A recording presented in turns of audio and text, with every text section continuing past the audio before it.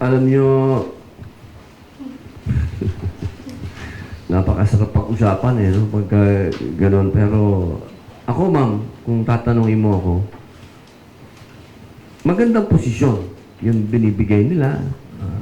Salamat sa pagtitiwala. Maraming salamat kay dating Pangulong Rodrigo Roa Duterte at sa lahat po ng bumubuo ng PDP.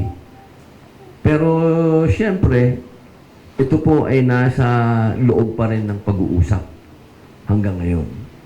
Sapagkat meron po tayong mga issue na gusto din na malaman natin kung ano yung mga plano po nila at kung ano yung mga gusto nilang gawin ko. Kasi yun naman po yun eh. Kapag ka maging presidente ka ng kahit anong organisasyon, hindi ka na kailangan kung ano yung para sa partido at kung ano yung makakaganda para sa bayan, yun ang isusulong natin. Pero ako po, kung tatanungin niyo po ako, hindi ko po hiningi yan.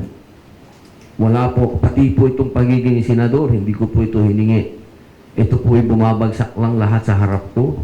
At kung nakikita ko pong makakagawa ako ng maganda at pwede akong makatulong sa kapwa ko Pilipino, ay tatanggapin ko.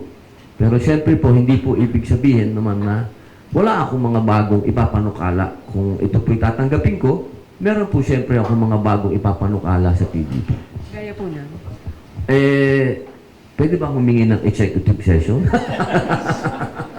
Thank you po. Thank you.